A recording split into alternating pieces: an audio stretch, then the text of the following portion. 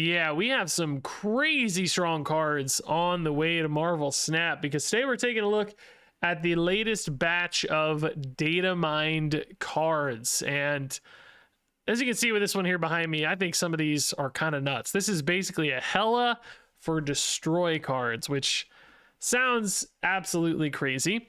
But these are all part of the upcoming Fractured Frontier season, which I think will land in August. I do want to say that this Fractured Frontier logo I made is totally fake.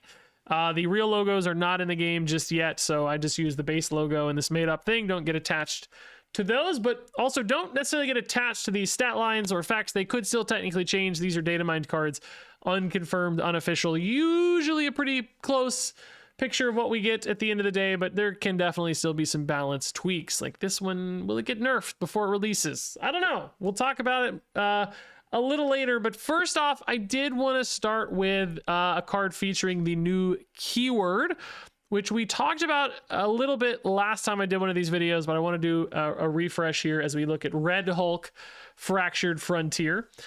This has the quick draw keyword, which we believe to mean if you play this card the turn that you draw it.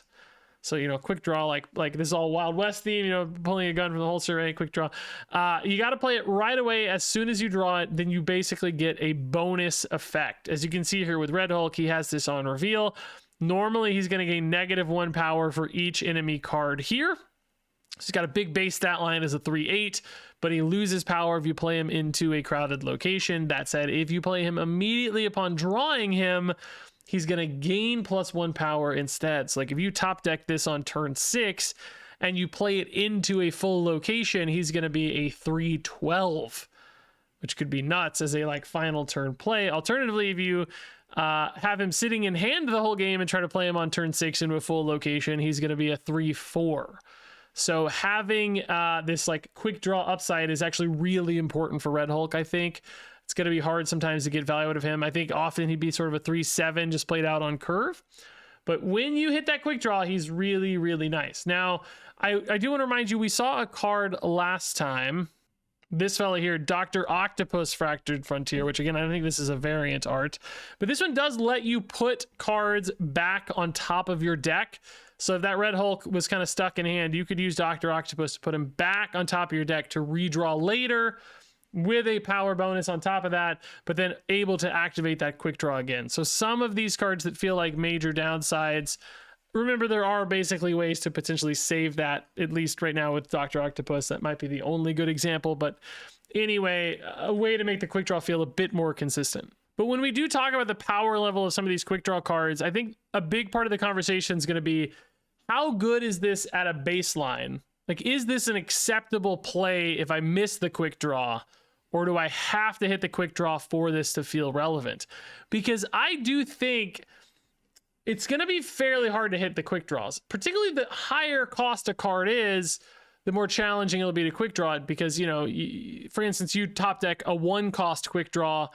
Any given turn, you might be able to pretty easily weave that into your turn, because it's like, well, I can just find another piece to go with this, you know, and utilize that quick draw benefit. But, you know, if you have like a Red Hulk that you draw on turn 5 or turn 4 or whatever, it may not slot in as easily. Like you may have something else you really want to play on turn 5. You may not have a card to go with it on turn 4 because you don't have a 1-drop in hand. So you might be kind of sacrificing some curve efficiency trying to hit these quick draws, which means I need to make sure these cards are okay at a baseline. And I do think Red Hulk is one of those that suffers a little bit, where this is, I think, going to be really hard to be good at a baseline. Sure, sometimes you could just play this as a 3/8 and it's free, like whatever, right? Sure, you could Shadow King it back up or something. You know, there's arguments to make, like, yeah, okay, it's a decent sized body, but like for a 3-drop these days, 3/8's really not that big. And how often is the quick draw lining up to make this better than just other big 3-drops? Am I hitting that quick draw 1 out of 3 games, 1 out of 5 games, every game? You know, what's the sweet spot there where it makes sure Red Hulk is good? I think you need to be hitting this like half your games to be worth it. I don't think you're going to hit it half your games. I think the odds of this lining up well, particularly on curve, are pretty slim. But really, you kind of want this one in particular to be lined up later in the game, right? You sort of want to play this on turn 5 or 6 and your opponent's had more opportunity to stack up enemies on the other side of the board. So to me, this one looks a little clunky. I kind of wish this was like a 3.9 or a 3.10 to just give it a little bit extra boost, so it feels like the baseline on this is more in line and you're not totally relying on that quick draw that really pushes this back, especially that quick draw pushes this back to the sort of 1 or 2 turns at the end of the game where this maybe feels relevant. That's like really narrowing that quick draw window for this one to find success. So I think Red Hulk suffers a little bit too much when it comes to that balance and might end up being weak because of that. This could perhaps use a boost. Now, moving on to another quick draw card. I wanted to save this one because it's a little more complicated. This is Thanos Fractured Frontier, a 5/7 Thanos with game start, load, and infinity shot, which you can see the infinity shots here on the right side of the screen. These are basically like extra on reveal effects that Thanos loads up into his gun, which is like crazy flavor, by the way. Very cool. I think this Wild West thing is kind of goofy, but like this is a really cool mechanical execution of the idea. I certainly respect that. So at a baseline here, your Thanos might be like 5/7, destroy the weakest enemy card here, which maybe actually kind of an okay if you hit that one. 5/7, draw 2 cards, maybe not bad. A 5/10 if it gets a boost with +3 power, etc. There's a few things here basically that would make Thanos decent on his own, a few that might make him pretty good, and a few that like like +1 power and movable. It's like, well, he's kind of a bad vision. I'm not excited about that one, for instance. Make a copy of your other lowest cost card here actually could be pretty good too if it's a big card, so maybe okay to baseline. But your cards also have quick draw. Thanos loads again. So basically every single card, when you draw it on a given turn, if you play it the turn that you draw it, Thanos is going to load up another infinity shot. And that's throughout the whole game, right? So basically you can load up 6 extra infinity shots. Now, I don't know if he lets you do duplicate infinity shots or not, since he loads one up at a base and there are 6. You might not need to do all 6 turns, but if he lets you duplicate one, I mean, it could work, right? Like it could just destroy the weakest enemy card twice or whatever. But basically a 5/7 Thanos that has every single one of these abilities is obviously a crazy card. Like, let's be clear, right? Copying your lowest cost thing, he's going to have +4 power. So he's a 5/11 that copies a card that reduces your entire hand's cost. So he's kind of maybe a 0/11 if you think about it, right? Your hand's big enough.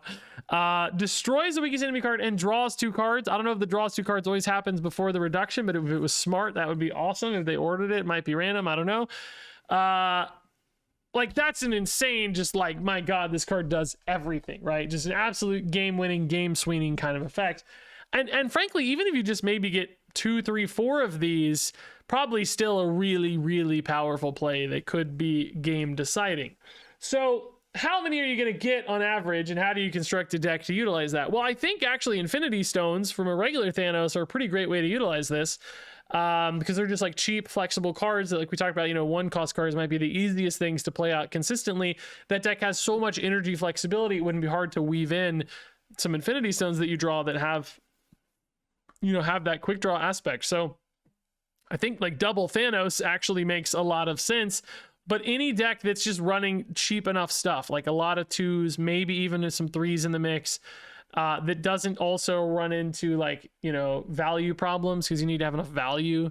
But, Victoria hand decks, for instance, tend to have like a lot of fairly cheap stuff. And, maybe you combine that in there with some, the hand generation, like creating new stuff, kind of fills in the gaps. If you do have a bunch of cheap things and you're like running out of things to do, Victoria hand decks can solve that problem by making you more things to do, which is really cool. So I just think like any deck that has energy flexibility basically becomes a really powerful home for Thanos, because you don't need to hit all 6, but hitting 3 or 4 makes this card an absolute powerhouse that can do some really, really cool things. So I think this is really good in essence. I think actually this is going to get played in a lot of different decks.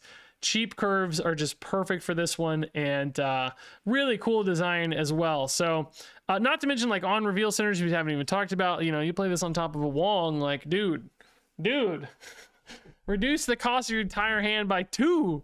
There's like this could almost even be like a combo enabler or something in some ways, but you got to be careful because you got to have lots of things you're playing out consistently, things you don't mind playing out.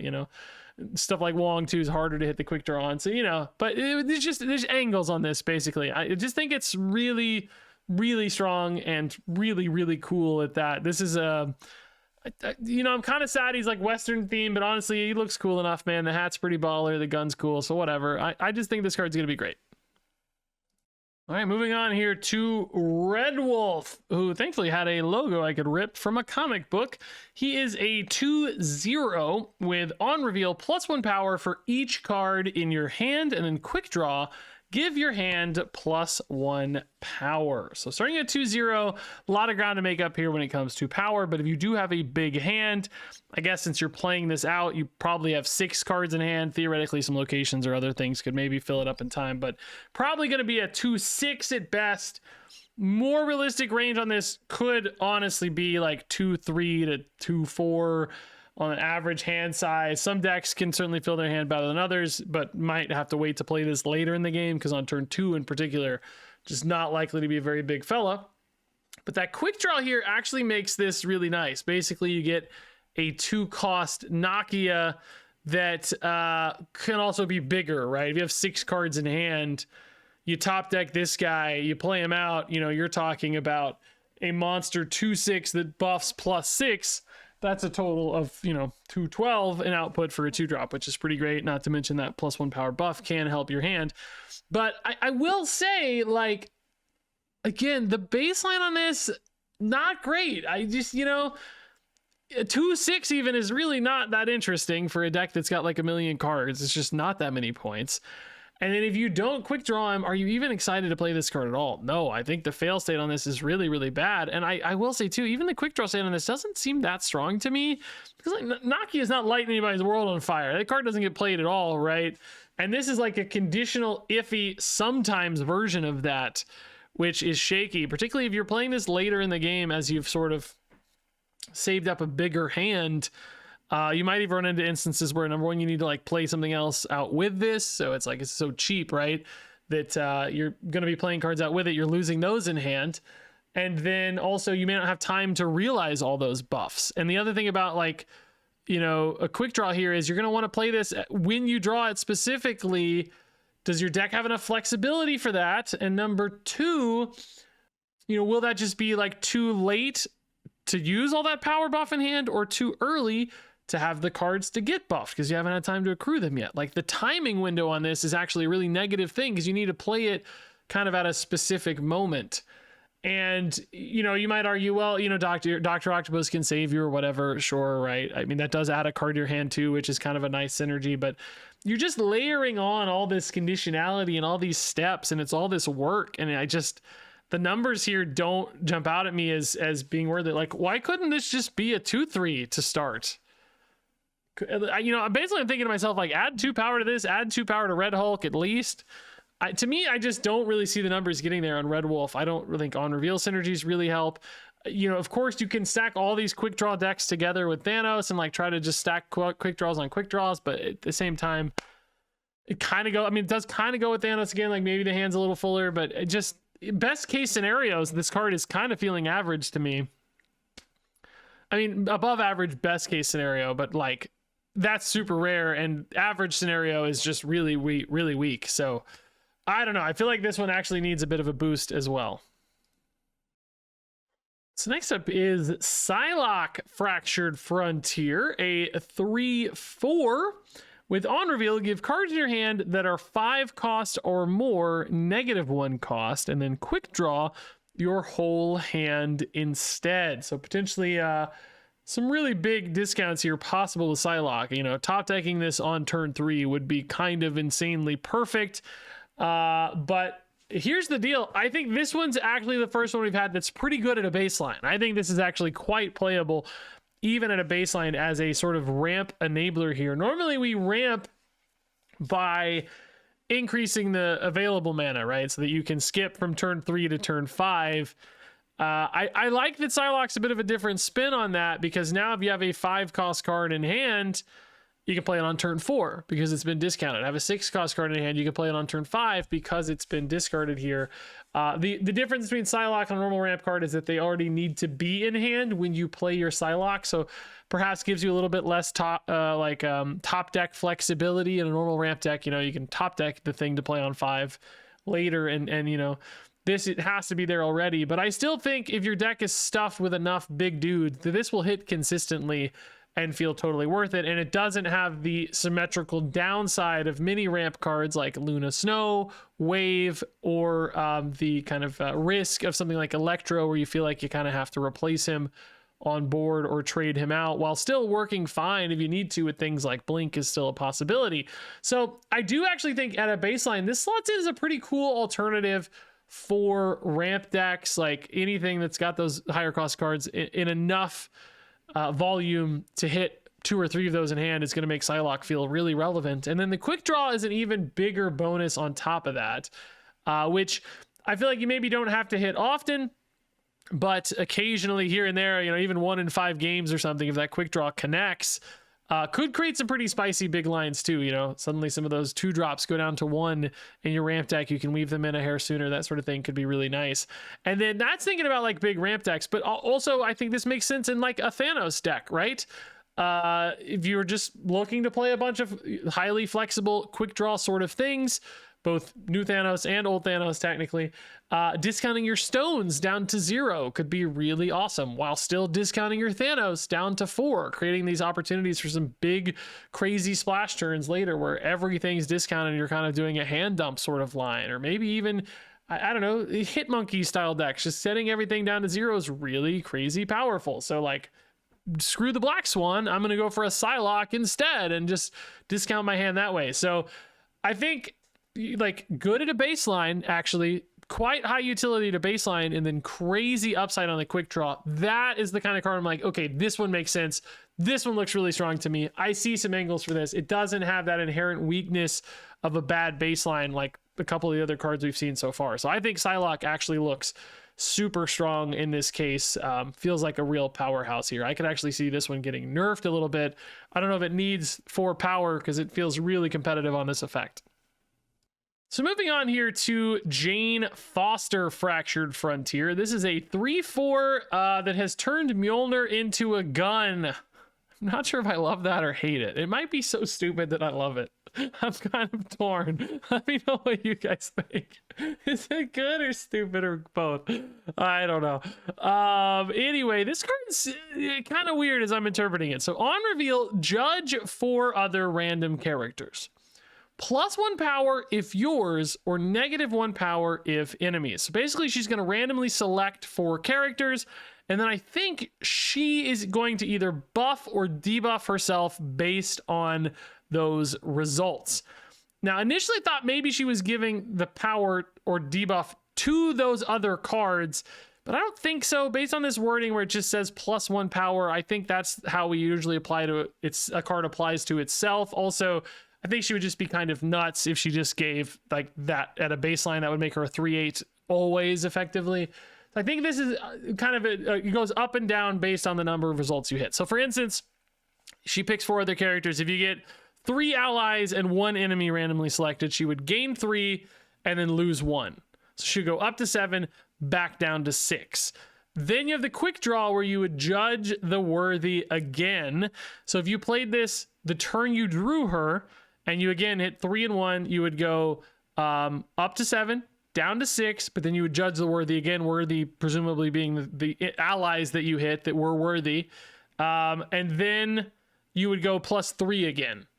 I don't think she takes a reroll. This wording is like so open. It's like definitely open to interpretation, but the worthy to me it sort of applies your guys. Maybe she just rolls again. I don't know, but I sort of think she's referencing the first one because worthy is sort of a new word that's introduced. So I'm saying she would go to a 3/9 in that instance, gaining +3, not again losing -1. So like if you roll 3 to 1 and you quick draw, you get a 3/9. Arguably, you know, you could go up to 3/12, I guess. You could go 4 and 4 and go to a 3/12, which would definitely be very, very big. Alternatively, you could really low roll and go like down to a 3/1, and even if you quick drew, I guess you could, well, not a 3/1's not possible, maybe 3/2, or I mean 3/0 is possible, I guess, if you giga low rolled, right? And then you could quick draw and stay at 3/0. like just the way this is structured, I feel like the numbers on this on average are just going to be too small, right?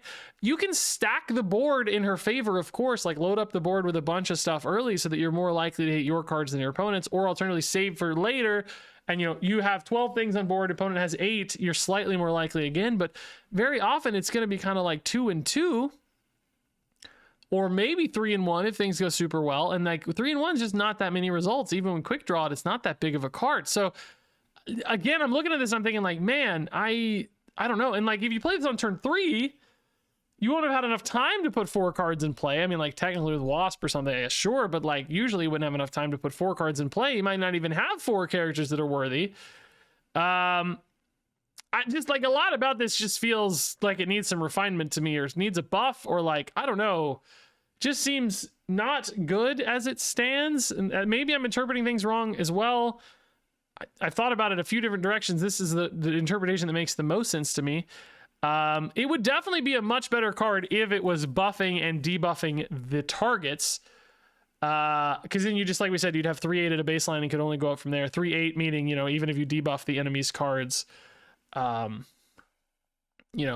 if that's the interpretation, that's way, way stronger. But I think it would have to say give them +1 power or -1 power. I don't think it would just say +1 power, because again, that's how cards are written when they're impacting themselves.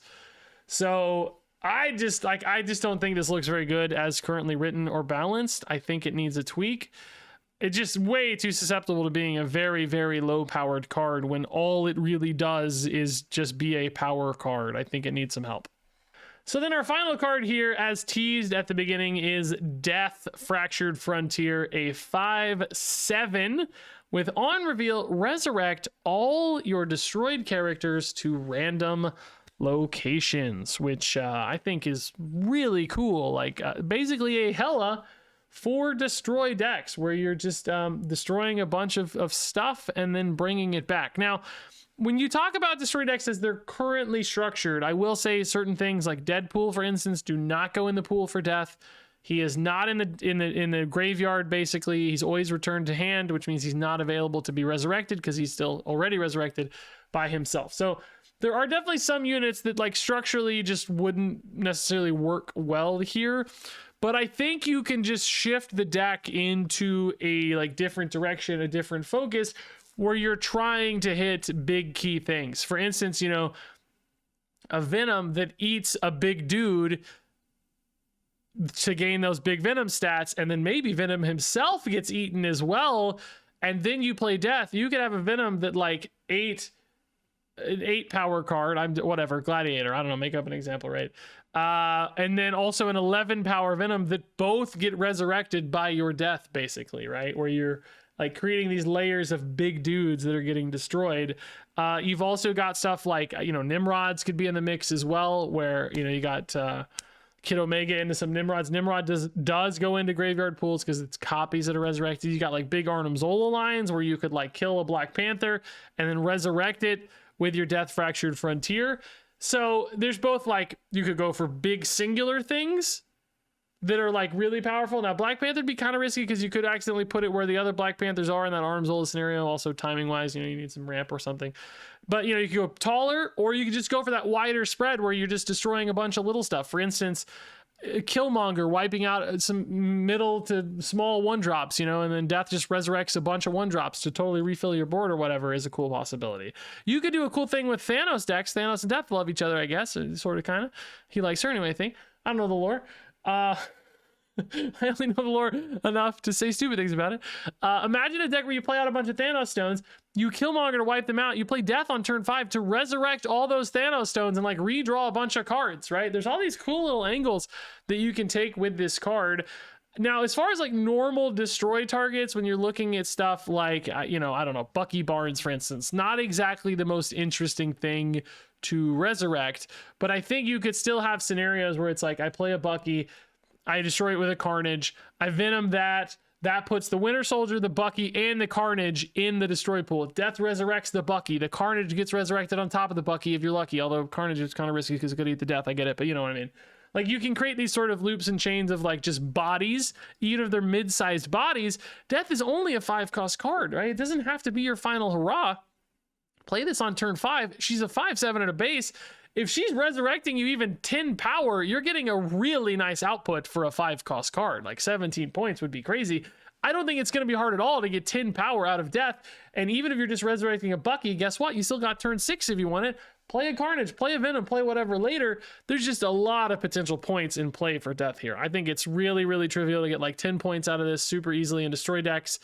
You know, just angles on this that are really, really cool. Turn 5 is a possibility. Turn 6 is a possibility. This to me looks very, very strong. I do not think necessarily it's a plug and play with a lot of Destroy decks as they're structured today. I think you kind of have to look at things a little differently, but this card is so high output potentially that it's worth building a deck around and for, and I think you could see some really strong Destroy decks come together here with Death. So I think this card actually looks really, really strong. All right, so now that we've discussed all the cards, let's go ahead and rank them from the cards I think will be the best to the worst. The number 1 card is Thanos Fractured Frontier. Number 2 is Death Fractured Frontier. Number 3 is Psylocke Fractured Frontier. Number 4 is Red Hulk Fractured Frontier. Number 5 is Red Wolf Fractured Frontier. Number 6 is Jane Foster Fractured Frontier. But I will be honest, the first 3 cards I think are all pretty great. They would be like 4-star cards. The rest are like 2 or 1-star cards. I don't do the star ratings since these aren't final yet, but a real mixed bag here. The top half, I think, really, really strong. The bottom half, I don't know, man. Jane feels like her numbers are like, they all just feel like they need like 2 power buffs, honestly. Like, give them 1 or 2 power. I feel like they're there. But otherwise, the risk on the quick draw seems too hard to work with. So share your thoughts on all these cards down below. Thanks much, as always, for watching. And I guess I will see you around.